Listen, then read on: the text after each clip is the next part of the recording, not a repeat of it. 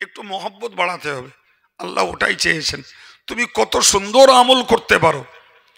ভাই একটা লোক রোজা রেখেছে, সামনে রমজান আসছে, একটা লোক রোজা রেখেছে, সেহরি থেকে ইফতার পর্যন্ত পানাহার না করে, স্ত্রী সহবাস না করে সারাদিন মানুষটা কাটালো, ও লোকটা রোজাদার। আর একটা লোক ওই একই টাইম পানাহার না করে, স্ত্রী সহবাস জনিত কোনো কাজ না করে রোজা রেখেছে, সঙ্গে চোখটাকে রোজার হালাতে কোনো হারাম জিনিস দেখা থেকে বাঁচিয়েছে, কানটাকে হারাম জিনিস শোনা থেকে বাঁচিয়েছে, জিভটাকে মিথ্যা গীবত গেল্লা করা থেকে রোজা অবস্থায় বাঁচিয়েছে, পাটাকে হারাম পথে বাড়ানো থেকে বাঁচিয়েছে, জি হাত দিয়ে কোনো অন্যায় কাজ করা থেকে বিরত থেকেছে। ওই লোকটার রোজাটা সুন্দর। সুবহানাল্লাহ বলে। না খেয়ে রোজা রাখার লোক অনেক অনেক, কিন্তু এই সুন্দর করে রোজা রাখার লোক বলো, ঠিক বলছি না ভুল বলছি? আল্লাহ বলো চাননি তুমি গাধা রোজা করো, আল্লাহ চেয়েছেন তুমি সুন্দর করে রোজা করো।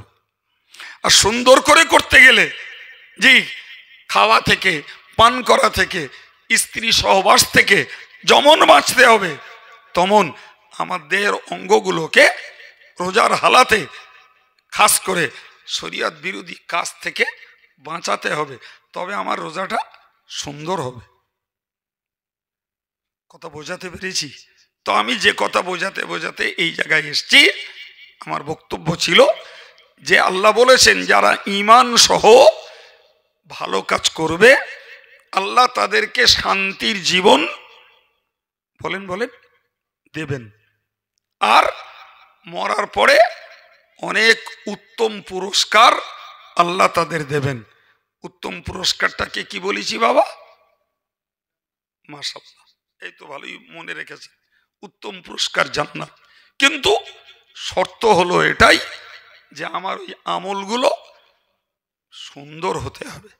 সে নামাজ হোক, রোজা হোক, জি হজ হোক, যাকাত হোক, জিকির হোক, তসবিহ হোক, দান হোক, ওয়াজ করা হোক, ওয়াজ শোনা হোক, ওয়াজ দেয়া হোক, সব আমলের অন্তর্গত, কিন্তু করতে হবে কিভাবে?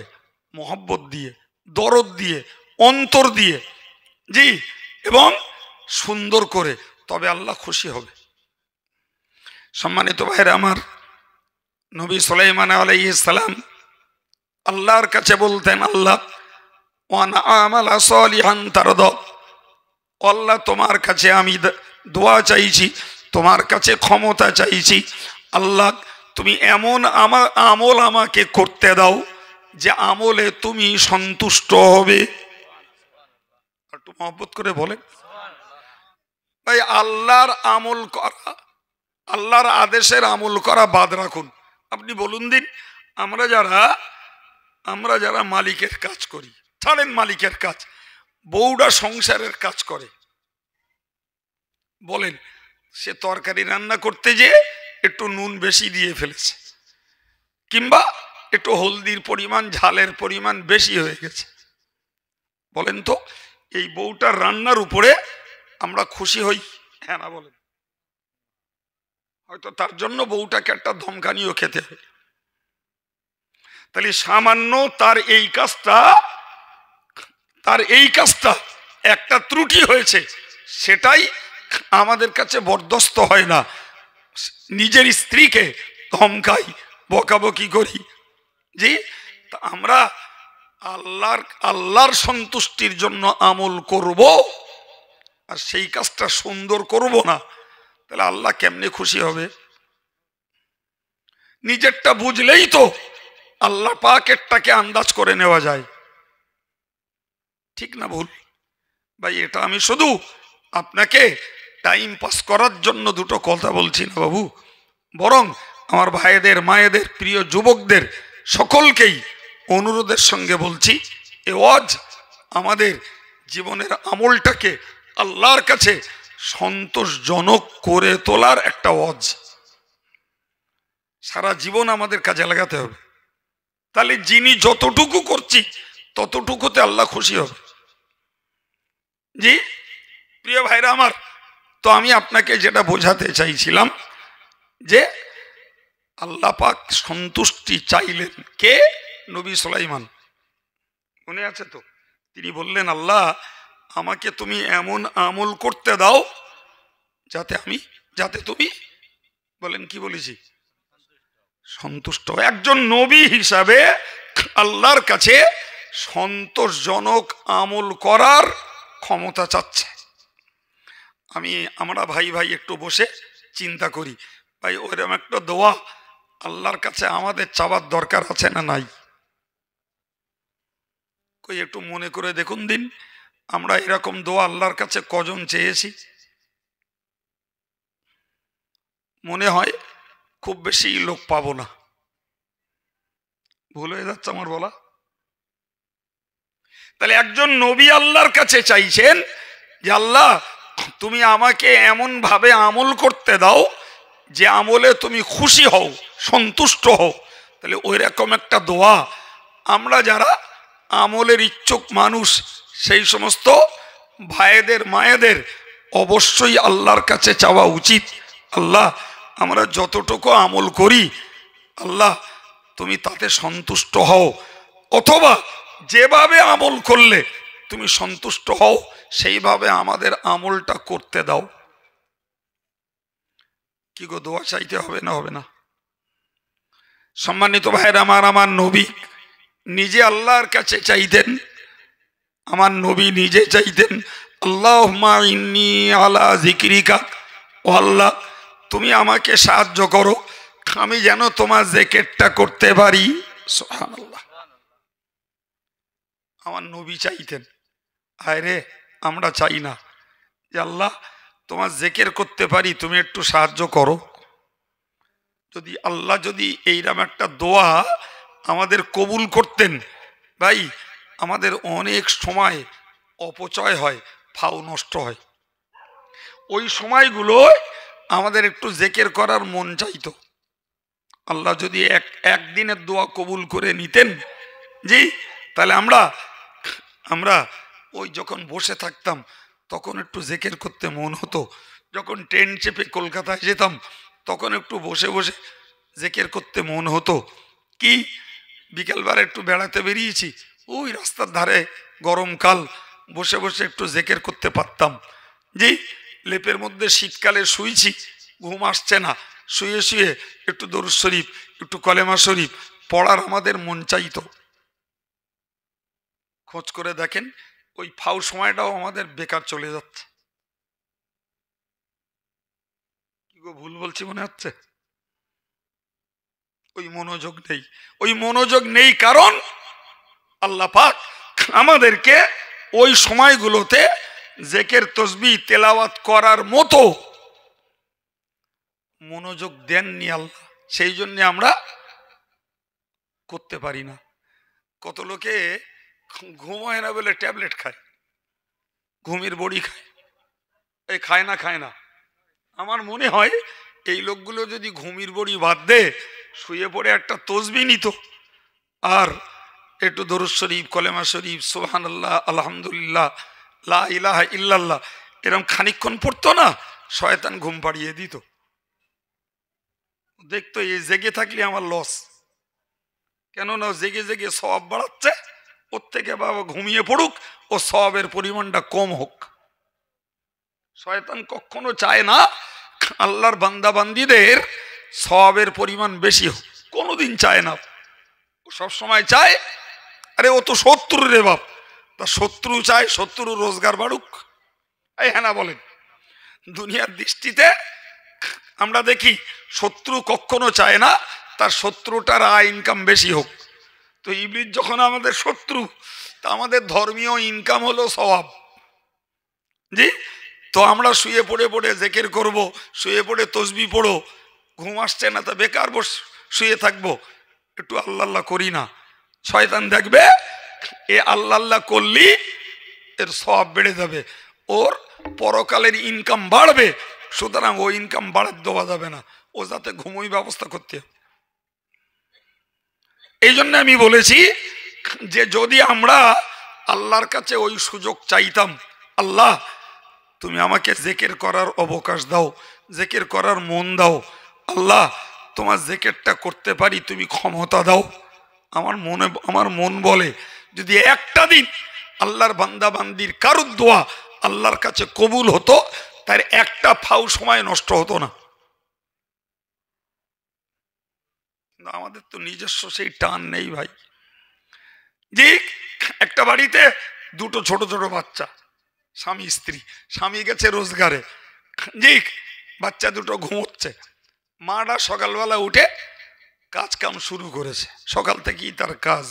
আচ্ছা ওই মাটা ঝাড় দেওয়ার সময় যদি একটু আল্লাহ আল্লাহ করতো, জি থালাঘটি মাজার সময় যদি একটু আল্লাহ আল্লাহ করতো, কি চুলোয় চা করছে কি রান্না করছে, চুলোয় জাল ঠেলে দিয়ে একটা তরকারি করছে, ওই যদি একটু সোহান আল্লাহ দরুদ শরীফ কলেমা পড়তো, জি ওর একটা কাজ বন্ধ হতো না। অথচ সওয়াবের পাত্রটা দিন দিন ভর্তি হতো। সুবহানাল্লাহ। জি আমার মায়েদের একটু বেশি সময় ব্যয় হয় বাচ্চা কাচ্চাদের পিছনে, অতটা সময় ভাইদের ব্যয় হয় না। ভাইদের কাজের পরে বাকি সময়টা ব্যয় হয় চার দোকানে, গল্পের আসরে, আর দেশে ভোট আলি, ভোটের মঞ্চে মাচায় উতি শেষ। বলেন তো ছেলেরা যত ফাউ সময় পায় মেয়েরা অত ফাউ সময় পায় না, কারণ ওদের ওই ফাউ সময়টা বেশি করে ব্যয় হয়ে যায় বাচ্চা কাচ্চার পিছনে। ছেলেদের অতটা হয় না, ছেলেরা রোজগারের পরে ফাউ সময়টা নষ্ট করে আড্ডাবাজিতে, দোকান পাশারিতে, টিভির পর্দায়, ক্যারাম বোর্ডের পর্দায়, রাজনীতির ফাউ গল্পে, চার দোকানে, এই করে করে শেষ। উই করে করে সন্ধ্যের রাত 9টা পর্যন্ত কাটিয়ে বাড়ি আসতেছে। ভুল বলছি বলেন? হ্যাঁ, এতে সওয়াব বাড়তেছে। আল্লাহ নবী চাইতেন আল্লাহুম্মা আইন্নি আলা যিকরিকা, ও আল্লাহ তোমার কাছে চাইছি তুমি আমাকে জিকির করতে সাহায্য করো। ও শুকরিকা, আল্লাহ তোমার কাছে চাইছি তোমার গুণ গাইতে, তোমার প্রশংসা করতে আমাকে সাহায্য করো।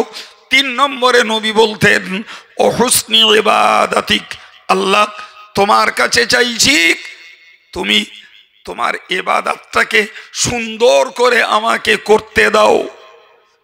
আর একটু মন খুলে বলেন। সেই ঘুরিয়ে ফিরে ওই জায়গায় আমি এসেছি। নবী পাকের বক্তব্য, আল্লাহ তোমার ইবাদতটাকে আমাকে সুন্দর করে করতে দাও। আচ্ছা বলেন, নবীর মতো সুন্দর ইবাদত পৃথিবীর আর কেউ করতে পারে বাপ? কেউ না। জি আর কেউ না। যেখানে ওলামাদের বক্তব্য হলো আমার নবীর 2 রাকাত নামাজকে এক পাল্লায় তুলে দিয়ে আর উম্মতের সারা জীবনের নামাজকে যদি আর এক পাল্লায় তোলা হয়, তা আমার নবীর ওই 2 রাকাত নামাজের পাল্লা ভারী হয়ে যাবে। তিনিও যেরকম করে নামাজ পড়েছেন আমরা সেই রকম করে পড়িস বলো বাপ। জি নামাজের রূপরেখা চিত্র নবী ছাড়া আমাদের আলাদা নয়, কিন্তু নবীর নামাজ এত উন্নত, এত দামি, এত মূল্যবান কিসে? কেবলমাত্র অন্তরের পার্থক্য। কিসের পার্থক্য? নবী তার অন্তরকে উজাড় করে দিয়ে, মনকে ঢেলে দিয়ে, নিবেদিত মনেই তিনি নামাজ পড়েছেন। সে মনের গভীরতা, ভালোবাসা, মহাব্বত মাপার মতো ক্ষমতা আমাদের কারণ নেই বাপ। যে আমরাও নামাজ যেরকম করে পড়েছি নবী ওই রকম করে পড়েছে, কিন্তু তার নামাজ এত দামি, এত মূল্যবান কি করে? জি আর আমাদের নামাজ আল্লাহ ভালো জানে, হয়তো মুখে ছুড়ে দেবে শেষ পর্যন্ত, এও হাদিসে আছে। তো নবী চাইলেন আল্লাহর কাছে, আল্লাহ তোমার ইবাদতটাকে তুমি আমাকে সুন্দর করে করতে দাও। সুবহানাল্লাহ। এবার বলেন, আমাদের ইবাদতটা সুন্দর হোক, এটা কি আল্লাহর কাছে আমাদের একটু সাহায্য চাওয়া দরকার নেই? চাই না বাবা। যুবক ছেলেগুলো মাশাআল্লাহ যারা নামাজ ধরেছে নিশ্চয়ই তাদেরকে প্রশংসা করতে হয়, ভালো বলতে হয়। কিন্তু ওই ছেলেগুলো যদি এখন থেকে সুন্দর করে দৃঢ়তার সঙ্গে মোহাব্বতের সঙ্গে এক ধ্যানে এক মনে নামাজ পড়তে অভ্যাস করে না, তা আমাদের মতো বয়স হবে, ওরা যদি বেঁচে থাকে তাহলে ওদের ওই নামাজগুলো আরও আল্লাহর কাছে প্রিয় পছন্দনীয় হবে। কিন্তু যদি এখন থেকেই তারা শুধুমাত্র ওই দায় সারে বাপ, তো ওই দায় সারা অভ্যাস ওই বুড়ো বয়স পর্যন্তও থেকে যাবে। এটা একটু পাল্টাতে হবে। তবে আমাদের ধর্মজীবন কিছু উন্নতি হয়েছে, ধর্মজীবন কিছু উন্নত হয়েছে বলে প্রমাণ হবে। প্রিয় ভাই, তো আমি সেই গোড়ায় আলোচনা শুরু করেছিলাম যে কি দিয়ে শিক্ষায় শান্তি নেই, অর্থ বেশি ওতেও শান্তি নেই, বড় রাজনীতির নেতা তাতেও শান্তি নেই বাপ। শান্তি রয়েছে একমাত্র আল্লাহর হুকুম পালনের মধ্যে। সুবহানাল্লাহ বলে, আল্লাহর হুকুমকে, আল্লাহর নামাজ কালামকে, জিকির তসবিহ কোরআন তেলাওয়াত যার যেটার যোগ্যতা রয়েছে, যত মন দিয়ে, যত মোহাব্বত করে, যত আন্তরিকতা দিয়ে, দরদ দিয়ে যিনি যত করবেন, ওই মানুষটা না খেয়েও শান্তিতে থাকতে পারবেন। ওই মানুষটার টাকার অভাব, তারপরেও তার মনের শান্তি থাকবে। ওই মানুষটা রোগ ব্যাধিতে পড়বে, তাতেও মনের শান্তি হবে। আমার কাছে কোনো কোনো লোক বলে, হুজুর নামাজ কালাম পড়ি, নামাজ কালাম পড়ি, তবে মজা পাই না। কি পাই না? মজা, তৃপ্তি। আপনি জানেন, যারা পীর বুজুর্গ, যারা পীর বুজুর্গ, তারা বাস্তবে উপলব্ধি করে বলেন, একটা মানুষ যখন তার ইবাদতে, তার নামাজে, তার জিকিরে, তার তসবিতে মন উজাড় করে দেয়, তো ওতে যা মজা পায় রাজা বাদশার দরবারে ওই রকম মজা নাই। কি বুঝলেন? আল্লাহর ইবাদতে যত মনে তৃপ্তি আছে, যত মনে মজা আছে, রাজা বাদশার দরবারে যেখানে খাওয়া পরা আর রূপ সৌন্দর্য আর চিকচাক আর ঝিকঝাকের অভাব নাই, ওই জায়গায় ওই মজা নেই। আল্লাহর ইবাদত যারা মোহাব্বত করে করে, এর ভিতরে যে মজা আছে, কথা বুঝতে পারছেন কি? হ্যাঁ, তো ভাই ওটা শুধু এরকম শুনেই জোগাড় করা যাবে না বাপ। দিনের পর দিন মনটাকে সেতে ঢেলে দিতে হবে, তাহলে একদিন ওই রকম একটা জায়গায় আল্লাহ আমাদেরকেও পৌঁছে দেবেন ইনশাল্লাহ। বলেন, আর একটু মহব্বত করে বলেন। আমার আল্লাহ কোরআনে বলেছেন, আলা বিযিক্রিল্লাহি তাতমাইন্নুল কুলুব। ও আমার বান্দা বান্দি, তোমরা মনে রাখো, আলা বিযিক্রিল্লাহি তাতমাইন্নুল কুলুব। ও আমার বান্দা বান্দি, তোমরা সতর্কতার সঙ্গে শোনো, আল্লাহর জিকিরে রয়েছে মনের শান্তি। আল্লাহর জিকিরে মনের শান্তি। জিকির মানে বলো শুধু আল্লাহ আল্লাহ করা না বাপ। এই আমরা যেটা বসে আছি এটাও জিকির। আমি বলছি, আপনারা শুনছেন, এটা জিকির। একজন নামাজ পড়েন, ওটাও জিকির। মুয়াজ্জিন আজান দেন, ওটাও জিকির। একজন বাচ্চা পড়ান, ওটাও জিকির। আর একজন কোরআন পড়েন, ওটাও জিকির। একজন তসবিহ পড়েন, ওটাও জিকির। সুতরাং জিকির শুধু এই মুখে আল্লাহ আল্লাহ বলা নয় রে বাপ। জি, তো প্রত্যেকটা জিকিরের মধ্যে রয়েছে মনের শান্তি। কিসের শান্তি? জি, আর আমি গোড়ায় শুরু করেছিলাম, আজকে সারা পৃথিবী ধুঁকছে শুধু মনের শান্তির জন্য। চাইছে আমাদের রান্নাঘরে বলুন, আর আমেরিকার হোয়াইট হাউসে বলুন, আর পশ্চিমবাংলার নবান্নে বলুন, জি, আর দিল্লির পার্লামেন্টে বলুন, অশান্তির শেষ নেই ভাই। কি বলেন? যাদের টাকা আছে খুব শান্তিতে আছে ওরা মনে হচ্ছে, এটা কথা বলে না, একদম না। গরিব মানুষ থেকে অশান্তি ওদের বেশি। যারা সমাজের নেতা, ওরা কি মনে হচ্ছে খুব নাকে তেল মেরে ঘুমোয় মনে হয়? শুধু দৌড়চ্ছে না, শুধু শুয়ে পড়েও ঘুমাচ্ছে না, ট্যাবলেট খেয়ে ঘুমোচ্ছে। কি ভাবছেন আপনি? একদম রিয়েলি ভাই, আপনি কি ভাবছেন? ফলে মনে রাখবেন, আমি এই জন্য বলেছি, শিক্ষায়, রাজনীতিতে কিংবা অনেক টাকায় শান্তি নেই বাপ। শান্তি রয়েছে আল্লাহর ইবাদত আমলগুলো মোহাব্বত করে আদায় করার মধ্যে। দায় সারায় না, অন্তরটা ঢেলে করতে হবে, মন দিয়ে করতে হবে, তবে কাজটা সুন্দর হবে, আল্লাহ খুশি হবে। আল্লাহ আমাদের দিলটাকে না খাইয়েও আনন্দ দেবেন, আল্লাহ আমাদেরকে অর্থ কম দিলেও আনন্দ দেবেন। ভাই, সমাজে আমাদের আলাদা দাম নেই, মান নেই, দুদিনের দুনিয়ায় না থাকবে যা। ওই তো দেখে বেড়াচ্ছি তো যে বিরাট দাম, কি ব্যাপার, অমুক মন্ত্রী গাড়িতে রেড হুডার জ্বালিয়ে যাচ্ছে, সামনে পুলিশ, পেছনে পুলিশ, যে 5 বছর পরে কেউ আর পুঁছতে না, হয়ে গেল। হ্যাঁ না বলে, কেউ পুঁছছে না, কি হইল? আর যারা মনের শান্তি কুড়ায়, ওদের কালো যে শান্তি, আজও সে শান্তি। সুবহানাল্লাহ। জি ভাই, মনের শান্তিতে যারা থাকে তারা দুনিয়া চায় না। দুনিয়ার মিথ্যা কথা বলা টাকা, ফাঁকি মারা টাকা, সুদ খাওয়া টাকা, ঘুষ খাওয়া টাকা, জি হক নষ্ট করা টাকা, এসব তারা চায় না।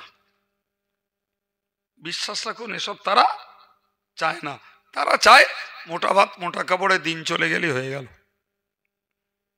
জি, যারা দুনিয়া চায়, আমি আমার কাছ থেকে লিখে নিতে পারেন, এরা কখনো মনের শান্তিতে দিন কাটায় না।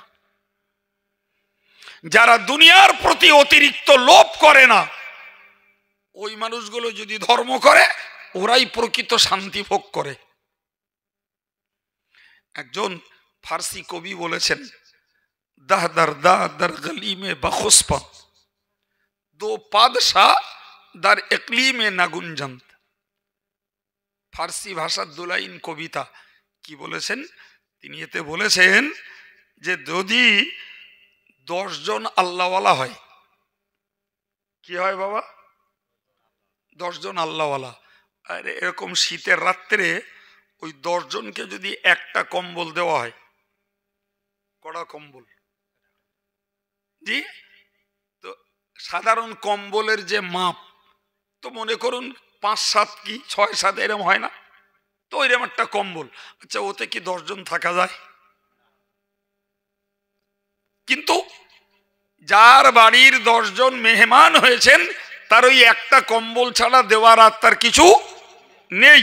তিনি একটা কম্বল ওনাদেরকে দিলেন, তো এক কম্বলে সারা রাত কেটে যাবে, কারোর সঙ্গে কারোর টানা খেঁচা, ঝগড়া দ্বন্দ্ব কিচ্ছু হবে না। কেন? এরা না নিজেদের তুলনায় অন্যেরটার গুরুত্ব দেয় বেশি। সুবহানাল্লাহ বলে। এরকম, আমার থেকে ওই লোকটার খিদে বেশি, আমার থেকে ওই লোকটার ঠান্ডা বেশি, তো আমার লেপ না হলেও, কম্বল না হলেও চলে যাবে, ভাই আপনি নেন। উনি বললেন না, আমার থেকে এই লোকটা একটু হালকা, ঠান্ডাটা ওনার বেশি লাগছে, ওনার দেন। এই করে করে দেখা যাবে ওই কম্বল এক ধারে পড়ে রয়েছে, রাত পার হয়ে গেছে। আর দুনিয়াদার যারা, তাদের নীতি হলো আপন কোলে ঝোল মাখাবো, নিজে খেয়ে তারপর বাপ মার নাম। নাউজুবিল্লাহ বলেন, কথা বলেন। জি, এরা অন্যকে মেরে নিজেরা পুষ্ট হয়, এরা শাসন করার জায়গায় শোষণ করে বেড়ায়, কথা বলেন। সুতরাং এদের হাল কি? কবি বলেছেন যে 10 জন আল্লাহওয়ালা এক কম্বলে রাত কাটায়, আর 2টো মুখ্যমন্ত্রী, 2টো প্রধানমন্ত্রী, 2টো রাজা বাদশাহ যদি এক বিরাট রাজ্যে বাস করে, তা ওর গা জায়গা হয় না। এ ওরটা দখল করতে চায়, ও এরটা দখল করতে চায়। এই কথা বলেন, এটাই হচ্ছে দুনিয়াদারের প্রমাণ। যার টাকা নেই তার কোনো টেনশন নেই, যার টাকা আছে সে টেনশনে টেনশনে আরো কি করে বাড়ে সেই ধান্দায় ব্যস্ত। যার টাকা নেই ভ্যান চালাচ্ছে, যা রোজগার করছে খেয়ে দিয়ে এমন ঘুমোচ্ছে, পাশ দিয়ে লরি চলে গেলেও ঘুম ভাঙে না। আর যার গাদা টাকা হয়েছে ও টাকায় টাকা কি করে বাড়াবে ওই টেনশনে এসি রুমে শুয়ে ট্যাবলেটের পরে ট্যাবলেট খাচ্ছে, ডাকলি বাবুর উত্তর পাওয়া যাচ্ছে, আগে ঘুমোচ্ছ না তো ঘুম আসছে না, আর খেটে খাচ্ছে নাকে তেল মেরে ঘুমোচ্ছে। কথা বলেন। সুতরাং মনে রাখতে হবে যারা যত দুনিয়াদার এদের মনে অশান্তি তত বেশি, আর যারা যত দিনদার খেটে খায় ধর্ম করে এদের মনে শান্তি তত বেশি। শান্তি শিক্ষার মধ্যে নেই, শান্তি রাজনীতির মধ্যে নেই, শান্তি টাকার মধ্যে নেই, শান্তি নিজস্ব শক্তির ভিতরেও নেই। সবসময় আমাদেরকে এই কথাটি মনে রাখতে হবে, শান্তি আল্লাহর দেওয়া একটি নিয়ামত, শান্তি আল্লাহর দেওয়া একটি নিয়ামত। তো আমরা যারা ইমানদার মুসলমান আমরা সকলেই শান্তিকে কামনা করি, শান্তিতে থাকতে চাই, শান্তিতে বাঁচতে চাই এবং শান্তিতে জীবনযাপন করতে চাই, কবরেও শান্তি পেতে চাই, মরার পরেও শান্তি পেতে চাই, ঠিক কিনা বলেন? শান্তির বিরোধী কেউ নই, আমরা সবাই শান্তির পক্ষে, কিন্তু কিভাবে শান্তি পাব সেই প্রক্রিয়াটা আমাদের সবার ঠিক নেই ভাই।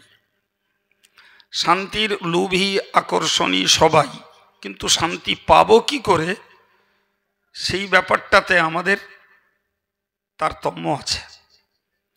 আল্লাহ পাকের কোরআন জানিয়েছে, মান আমিলা সালিহাম মিন যাকারিন আও উনসা ওয়া হুয়া মুমিনুন, যারা ঈমানটাকে ঠিক রেখে দিয়ে, যারা ঈমানটাকে ঠিক রেখে দিয়ে ভালো কাজ করে, সৎ কাজগুলো করে, নেকির কাজ করে, আল্লাহ বললেন ফালানুহিয়ান্নাহু হায়াতান তাইয়্যিবা, আমি আল্লাহ তাদেরকে শান্তির জীবন দান করব। সবাই মিলে আর একটু বলেন। এটি আল্লাহ পাকের ওয়াদা, আল্লাহর ঘোষণা, যে যারা ঈমান ঠিক রেখে ভালো ভালো কাজ করবে আল্লাহ তাদের শান্তি দেবেন। সম্মানিত ভাইরা, তবে যারা ঈমান ঠিক রেখে ভালো কাজ করেন এদের যে রোগ ব্যাধি হবে না এটা নয়, এদের যে অর্থকড়ির ঘাটতি বা সংকট হবে না এটাও নয়। রোগ ব্যাধি হতে পারে, অর্থের সংকট হতে পারে, জি, তারপরেও দেখবেন তাদের মনের ভিতরে একটা শান্তি আছে। টাকা নাই তাও শান্তিতে আছে, রোগ আছে তাও শান্তিতে আছে। সুবহানাল্লাহ বলে, কারণ তাদের মনের ভিতরে রয়েছে মূলত আল্লাহর প্রেম, তাদের অন্তরে রয়েছে আল্লাহর ভালোবাসা, তাদের মনের মধ্যে রয়েছে রসুলের ভালোবাসা। ফলে দুনিয়ার অভাব, দুনিয়ার অর্থ সংকট, দুনিয়ার রোগ ব্যাধি তাদের মন থেকে আল্লাহ আল্লাহ নবীর ভালোবাসাকে কেড়ে নিতে পারে না। সুবহানাল্লাহ বলেন। আমরা নবীর সাহাবীদের জীবনগুলোকে চর্চা করলে দেখি ভাই তাদের খাওয়া হতো না, একদম সত্য কথা, তাদের খাওয়া হতো না, তারা কাফেরদের কাছে মার খেত, তারা সমাজে খোলামেলা ঘুরতেও পারত না প্রথম দিকে। তাহলে সামাজিকভাবে চাপে, পারিবারিকভাবে চাপে, আবার ধর্মীয় এবাদাত আমলের দায়িত্ব আল্লাহ চাপিয়েছেন। তো তাদের দেখা গেছে পেটে খাবার নেই, সমাজের কাছে তাদের মাথা উঁচু করে বেড়ানোর পরিস্থিতি নেই, উপরন্ত রয়েছে কাফেরদের শত্রুতা স্বরূপ মার, গালি, ঠাট্টা, বিদ্রুপ সব রয়েছে। তারপরেও আল্লাহ শকর তারা নামাজে, জেকেরে, তসবিতে, তেলাওয়াতে, নবীর সুন্নত পালনে এক বিন্দু পরিমাণ ঘাটতি তাদের জীবনে ছিল না। সুবহানাল্লাহ। আমরা শুনেছি, আমরা শুনেছি আর আলেমরা পড়েছেন, সেই আলেমদের কাছ থেকেই আমরা শুনেছি। হযরত আলী রাদিয়াল্লাহু আনহুর পায়ে যুদ্ধের ময়দানে তীর বিঁধেছে, যে তীরকে তার নামাজের বাইরে সাহাবীরা চেষ্টা করে বার করতে পারেনি, অথচ তিনি নামাজে দাঁড়িয়েছেন আর ওই অবস্থায় সাহাবীরা সেই তীরটাকে টেনে বার করেছেন, এতটুকু উপলব্ধি তার হয়নি। আর একটু মন খুলে বলেন, তার মানে কি বোঝা যাচ্ছে? যে তীরটাকে টেনে বার করা তার জন্য যত কষ্ট, তার থেকেও অনেক গভীরে তিনি আল্লাহর নামাজ পড়ার মধ্যে ডুবে রয়েছেন, যে কারণে নামাজের প্রতি তার মনোযোগ, তীর বার করার কষ্ট তার উপলব্ধিতে আসেনি। আচ্ছা বলেন দিন, কোন মন নিয়ে তারা আল্লাহ পাকের এই ইবাদত পালন করতেন যে দেহে তীর টেনে বার করলেও বুঝতে পারতেন না? এ কি ভাবা যায়? ভাই আমরা তাদের ধারে বাড়েও ঘেঁষার মতন গুণ, মহব্বত, যোগ্যতা আমাদের আছে? নেই। শুধুমাত্র বইতে পড়ি আর আমরা শোনা বোঝা করি, কিন্তু ওই গুণের জায়গায় পৌঁছানো আমাদের পক্ষে। সামান্য একটা মশার কামড়ে ঝপাট করে মেরে বসি, একটুখানি পিঠ চুল করছে তাতেই ঝাপটা বাড়ি মেরে দিলাম, অথবা একটু ভালো করে হিঁচড়িয়ে নিলাম, যেটা আমাদের ঘটে।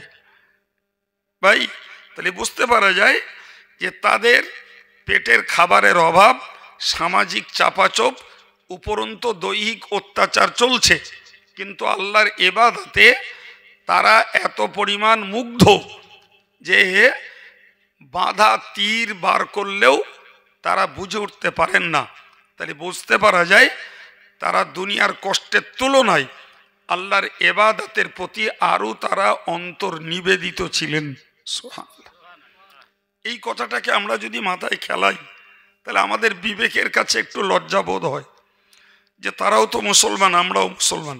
বরং বলতে পারা যায় তাদের তুলনায় আমরা সামাজিকভাবে, সাংসারিকভাবে অনেক গুণে সুখী। আমরা মাশাআল্লাহ, আমাদের খাওয়ার অভাব নেই, পড়ার অভাব নেই, আমাদের আরাম আয়েশের বাড়ি ঘরের অভাব নেই, বিবি বাচ্চার অভাব নেই, যেই সামাজিক মিল মহব্বতের অভাব নেই। অভাব কিসের?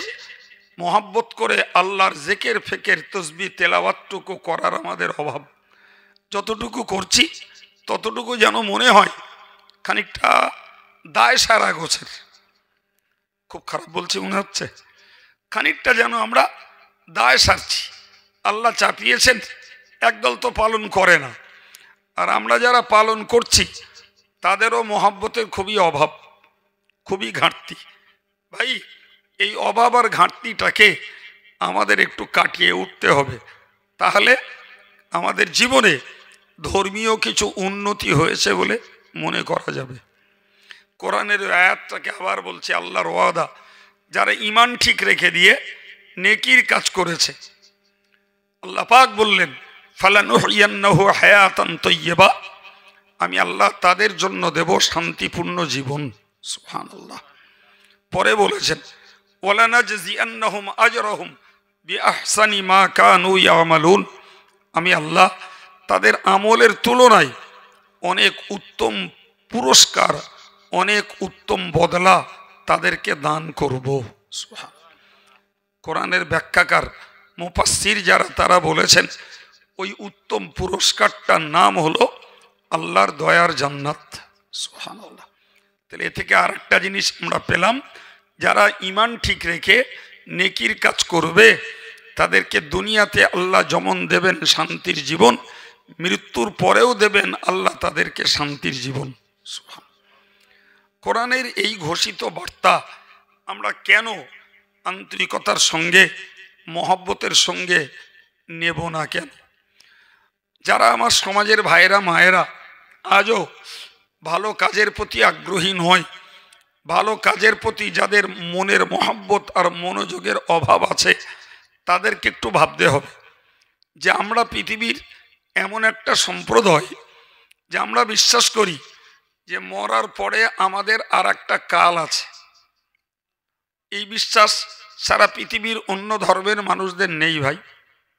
আছে বাবা, কেউ বিশ্বাস করে না, শুধু আমরাই বিশ্বাস করি যে আমাদের আর একটা কাল আছে।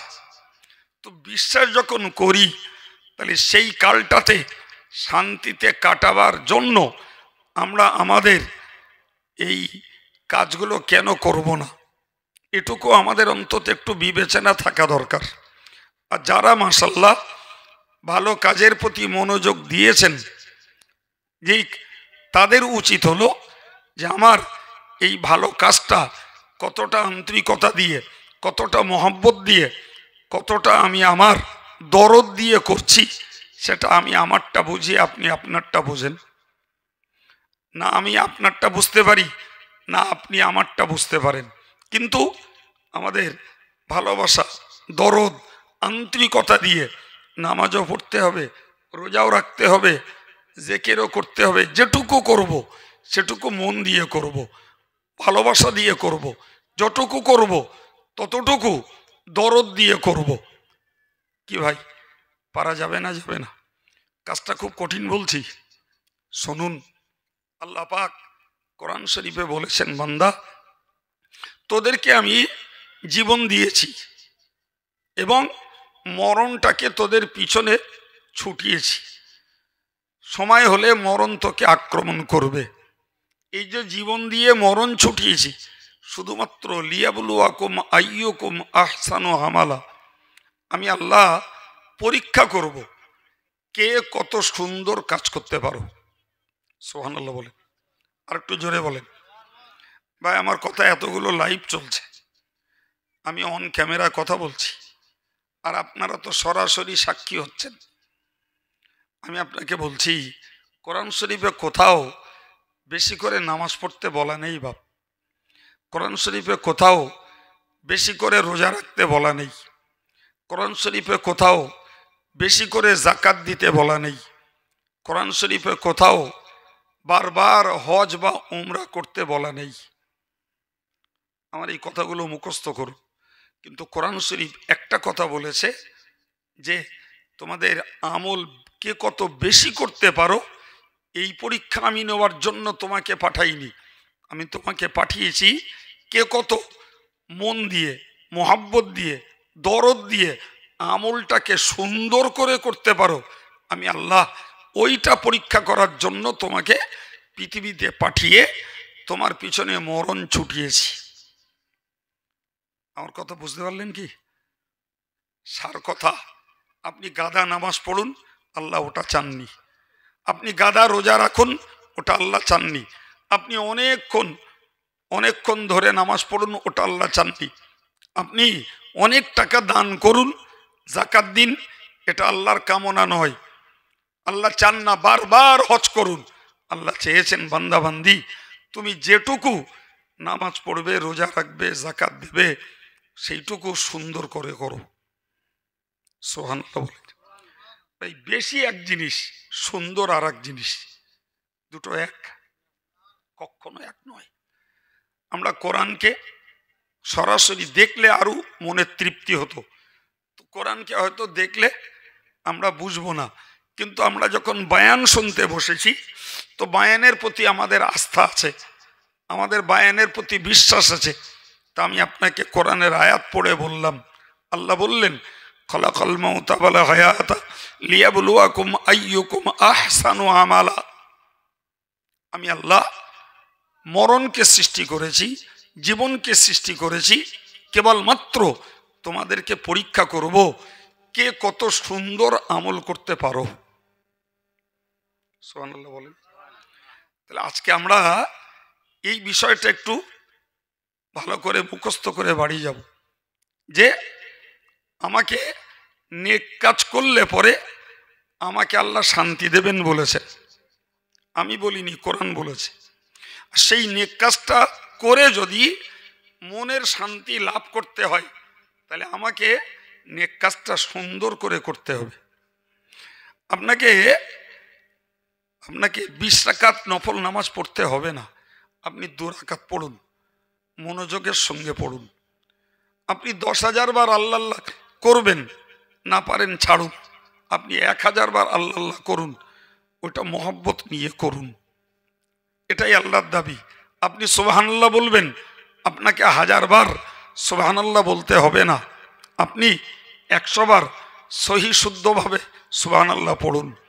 আপনি কলেমা খানিতে বসে 5000 কলেমা পড়বেন, পড়তে হবে না। আপনি 500 বার পড়ুন, সেটাকে সহি শুদ্ধভাবে পড়ুন।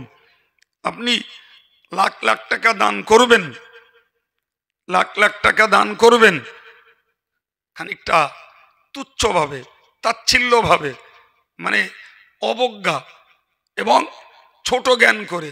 কাকে? যে দান নিতে এসছে। এনে দিয়ে দিলাম 2000 টাকা, দান 2000 টাকা দিচ্ছে, দান দে দে আর পাচ্ছি দেখো, কত আর দে পারি, এটা দে দে তোর। এরম লোক আছে বলো ভাই? খবরদার, ওতে কিচ্ছু হবে না ভাই, ওতে সব পাওয়া যাবে না, শান্তি পাওয়া যাবে না। আপনি 100 টাকা দেন, 100 টাকা দেন, ওইটা মহব্বত করে দেন, দরদ করে দেন। এটাকে ভাবুন যে আল্লাহ আপনাকে এতটা সচ্ছলতা দিয়েছেন যে পরের কাছে আপনাকে হাত পাততে হয়নি। ওই মানুষটাকে আপনার কাছে আল্লাহ পাঠিয়েছেন হাত পাতার জন্য। আপনাকে সম্পদ দিয়েছেন আল্লাহ, আর ওকে সম্পদ থেকে খালি করেছেন সেও আল্লাহ। তাহলে ওকে আপনার কাছে পাঠিয়েছেন আল্লাহ, আপনি ওকে আন্তরিকতার সঙ্গে দেন। মনে করুন সে ব্যক্তিগত ভিক্ষা করতে আসেনি, সে এসেছে একটা মাদ্রাসার পক্ষে দান চাইতে। ওই কাজটা আপনি পারেননি, আপনি একটা মাদ্রাসা গড়তে পারেননি, আপনি কেতাব পড়াতে পারেন না, আপনি 500 ছেলেকে সেবা দিয়ে তাদেরকে লেখাপড়া শেখাতে পারেন না, কিন্তু আপনার আল্লাহ 2 টাকা দিয়েছেন, আপনি পারেন ওই বড় কাজটাতে কিছু পয়সা দিয়ে সহযোগিতা করতে। সেটাকে আপনি ঘৃণা করে, তাচ্ছিল্য করে, তাদেরকে ছোট জ্ঞান করে 50 টাকা দেবেন, করবেন না। আপনি মহব্বত করে 5 টাকা দেন, এ নাও বাবা, আমার 5 টাকা দেওয়ার ক্ষমতা আছে বাবা, এটা নাও। জি, তো আপনার দানের পরিমাণ কম হোক, কিন্তু আপনার আন্তরিকতাটার মূল্য অনেক বেশি, অনেক বেশি। এই জন্য কোরআনের ওই শব্দটাকে আমাদেরকে মনে রাখতে হবে। কোরআন বলেছে কে কত সুন্দর আমল করতে পারো, ওইটা আল্লাহ দেখতে চান। ভাই আমি নামাজ পড়তে দাঁড়িয়েছি, তো নামাজ পড়ার প্রতি আমার মনোযোগের অভাব, তারিমা বেঁধেছি, নজর আমার সেজদার জায়গায় নেই। রুকুতে গেছি, নজর আমার আঙুলের মাথায় নেই। আমি সেজদায় গেছি, নজর আমার নাকের ডগায় নেই। আমি বৈঠকে বসেছি, নজর আমার কোলের কাছে নেই। ভাই ও নামাজে মনোযোগ ঠিক থাকবে না বাপ। নামাজের এই যে 4টে কথা বললাম, যখন দাঁড়াবো নজর আমার সেজদার জায়গায়, যখন রুকুতে যাব নজর থাকবে আমার পায়ের বুড়ি আঙুলের মাথায়, যখন আমি সেজদায় যাব নজর থাকবে আমার নাকের ডগায়, আমি যখন বৈঠকে বসবো মাথাটা নিচু, নজর থাকবে আমার কোলের কাছে। তবেই নামাজের প্রতি আমার মহব্বত, মনোযোগ, স্থিরতা ঠিক থাকবে। নজর যদি আমার সামনে উড়ে বেড়ায়, সামনের মুসল্লির দিকে, মসজিদের দেওয়ালের দিকে, কিংবা মসজিদের সামনের দেওয়ালে কোনো কারুকার্য করা আছে, কিংবা কোনো লেখনী টাঙানো আছে, সেদিকে নজর, ভাই ও নামাজ সুন্দর হতে পারে না বাপ। আমার কথা বুঝতে পারছেন? কষ্ট হচ্ছে আপনাদের? ও নামাজ সুন্দর হতে পারে না। যে পাশে কেডা এলো একটু আর চোখে দেখে নিলাম, সেজদায় গেছি সেই সময় কেউ এলো, হয়তো মাথা ঘুরিয়ে একটু দেখে নিলাম, কেউ একটা এলো হয়তো একটু সরে দাঁড়ালুম। এই যে অস্থিরতা, এই যে চঞ্চলতা, এতে নামাজের প্রতি মহব্বত ঠিক থাকতে পারে না ভাই। এটা সুন্দর নামাজের নিয়ম নয়। আপনি ওইভাবে অমনোযোগিতার সঙ্গে 20 রাকাত নামাজ পড়বেন, ওতে আল্লাহকে খুশি করা যাবে না বাবা। আল্লাহকে যদি খুশি করতে হয়, আমি 2 রাকাত পড়বো, মহব্বত নিয়ে পড়বো, দরদ নিয়ে পড়বো, ওর পুরস্কার পাবো। 20 রাকাত পড়ে খালি হাতে ফিরতে হবে। আপনাকে বললাম ভাই 5 ওয়াক্ত নামাজ পড়ে আপনি একটু তসবিহ পড়ুন। রাসূলুল্লাহ বলেছেন সুবহানাল্লাহি তামলাউল মিজান, যারা সুবহানাল্লাহ পড়ে তাদের নেকির পাল্লাটাকে আল্লাহ ভর্তি করে দেন। সুবহানাল্লাহ।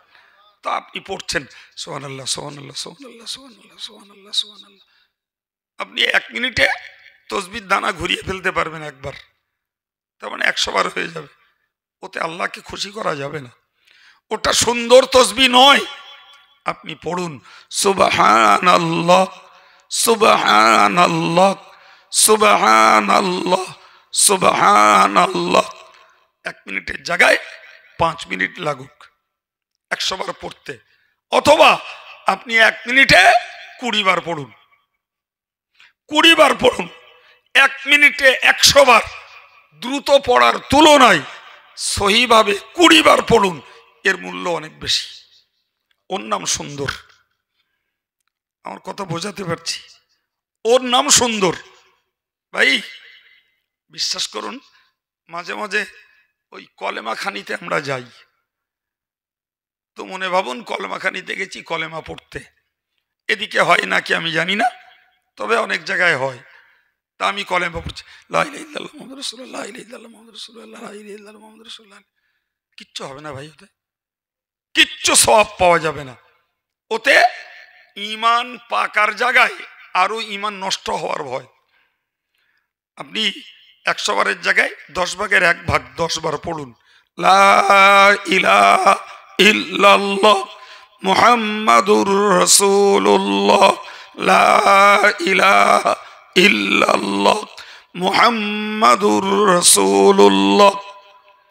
একবার করে পড়বেন, 10টা গুনাহ মাফ হবে, 10টা সওয়াব হবে, আল্লাহর কাছে 10টা মর্যাদা বেড়ে যাবে। একটু মন খুলে বলেন।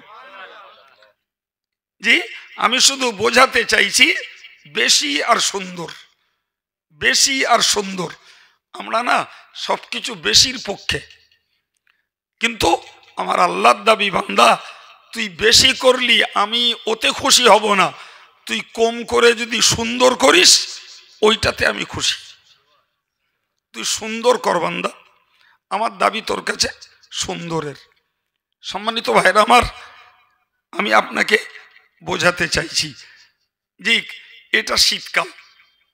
আল্লাহ পাকের নবী সাল্লাল্লাহু আলাইহি ওয়াসাল্লাম সাহাবায়ে কেরামদেরকে বললেন, হে সাহাবীরা, তোমরা জানো এই বান্দার কোন আমলকে ফেরেশতারা আল্লাহ পাকের কাছে নিয়ে যেতে পাল্লা দেয়? দেখেন না, কারোর কাছে একটা ভালো খবর নিয়ে যেতে পারাটাও একটা আনন্দের।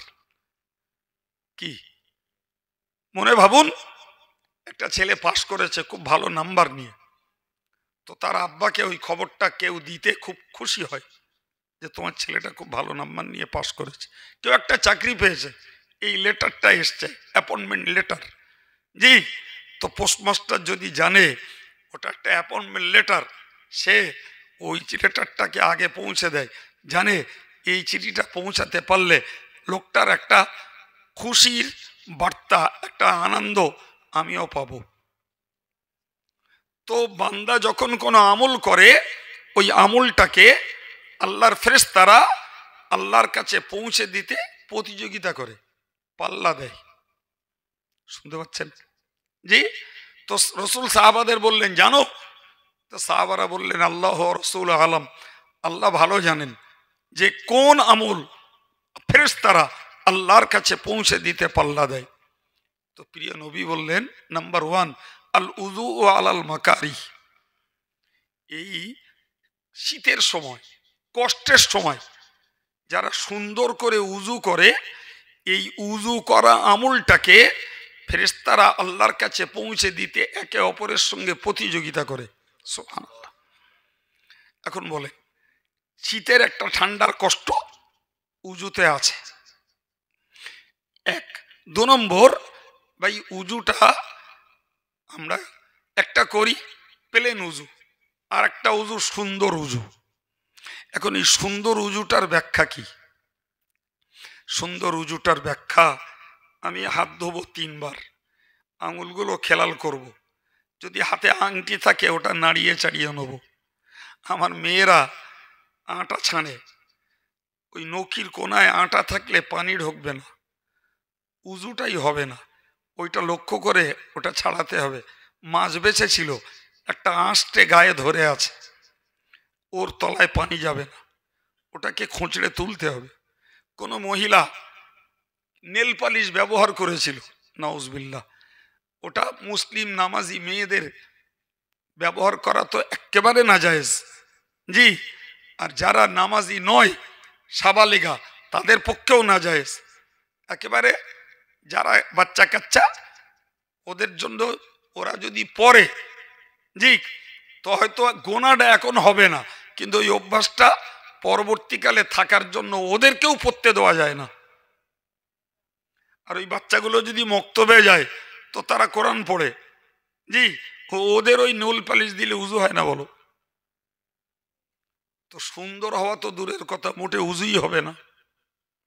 অথচ হয়তোবা ওই বাচ্চাগুলোরও খেয়াল নেই, তার মায়েদেরও খেয়াল নেই, মারা আটা ছানে খামির নকির গোড়ায় আছে কিনা অত ভ্রুক্ষেপ নেই, কিংবা একটা মাছের আঁশটে ধরে আছে কিনা সেরও ভ্রুক্ষেপ নেই।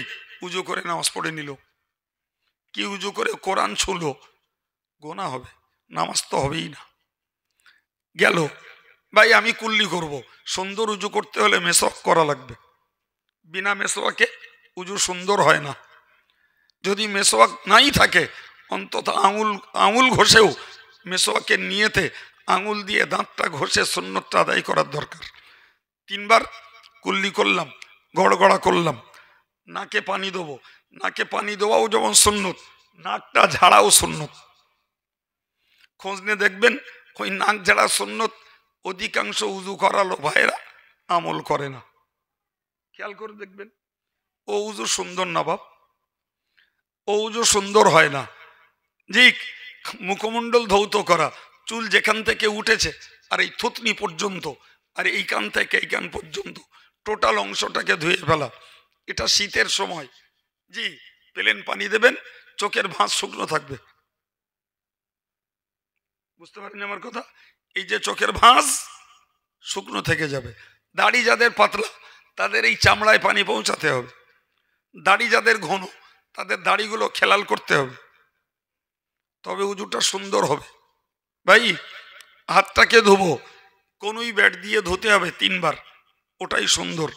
মাথা মোছা করব, এই হাতটাকে এরম ঠেকিয়ে দিলে মোছা হয়ে যাবে। কিন্তু যদি সুন্দর করে করতে হয়, টোটাল আঙুলটাকে এইভাবে এই নিয়ে এই আনতে হবে, তবে উজুটা সুন্দর হবে। ঘাটটাকে মোছা করতে হবে, এই আঙুল দিয়ে কানের পিঠটাকে মোছা করতে হবে, পায়ের আঙ্গুলগুলো খেলাল করতে হবে, পিছনের এই পায়ের শিরার ভাঁজটাকে ডোলে কোচলে পানি পৌঁছাতে হবে। তাহলে এই এতগুলো বিষয় লক্ষ্য করলে তবে উজুটা সুন্দর হবে। আর যদি প্লেন দায় সারি, ভাই, দেখা যাবে হয়তো শেষ পর্যন্ত কোথাও শুকনো রয়ে গেছে, উজুটাই হয়নি। কথা বোঝাতে পারছি? তাহলে একটা হলো এমনি উজু, সেখানেও শুকনো থাকার কোনো সুযোগ নেই বাপ। আর একটা হলো সুন্দর উজু, মাথায় ঢোকাতে পারলাম? জি। তো একটা মানুষ যখন সুন্দর করে উজু করে, তার প্রত্যেকটা অঙ্গ থেকে ওই অঙ্গের গোনাগুলো উজুর পানি টপানোর সঙ্গে গোনাগুলোও ঝরে যায়। ভাই আমার, এখন বলেন যে শীতের সময় উত্তম রূপে উজু করাটার আলাদা পুরস্কার রয়েছে। কথা বোঝাতে পারলাম? 30 জন কি বলে সাহাবীরা, এই ফেরেশতারা এই আমলটাকে আল্লাহর কাছে পৌঁছে দিতে প্রতিযোগিতা করে। জি ভাই, 2 নম্বরে হাদিসটাকে পূর্ণ বলি, কাসরাতুল খুতা ইলাল মসজিদ। যে লোকটা মসজিদে যাওয়ার জন্য বেশি করে পা চালায়, তো বেশি করে পা চালাতে গেলে 5 বার মসজিদে যাওয়া লাগে, তাহলে মসজিদের দিকে বেশি করে পা চালানো যায়। আমি 5 বারের 1 বার গেলাম, তাহলে পা চালানো কম হলো, ঠিক কিনা বলেন? তো রাসূল বললেন, যারা এই মসজিদের দিকে বেশি করে পা চালায়, এদের এই আমলটা সওয়াব ফেরেশতারা আল্লাহর কাছে পৌঁছে দিতে প্রতিযোগিতা করে। সুবহানাল্লাহ। 3 নম্বরে বলেছেন আল মাশিয়ু ইলাল মসজিদ ফিজ যালাম, রাতের আধারে মসজিদে যাওয়া সওয়াবটাকে আমলটাকে আল্লাহর কাছে পৌঁছে দিতে ফেরেশতারা পাল্লা কাটে। তা আজকে তো আর অন্ধকার নেই, আমলটাকে আল্লাহর কাছে পৌঁছে দিতে ফেরেশতারা পাল্লা কাটে। তো আমরা আলোয় যাচ্ছি, তারপরেও ওই ফজিলত থেকে বঞ্চিত হব না।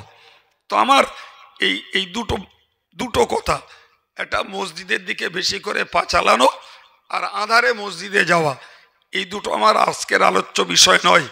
আমি শুধু হাদিসটাকে কমপ্লিট বলার জন্য এই দুটো বললাম। মূলত বলতে চেয়েছি শীতের সময় সুন্দর রূপে উজু করার আমল আল্লাহর কাছে পৌঁছে দিতে ফেরেশতারা প্রতিযোগিতা করে। আমি সেই সুন্দর উজু কি করে হয় তড়িঘড়ি এক নজর আপনাদের কানে দিয়েছি। জি, সুতরাং দায় সারলে হবে না, দায় সারলে হবে না।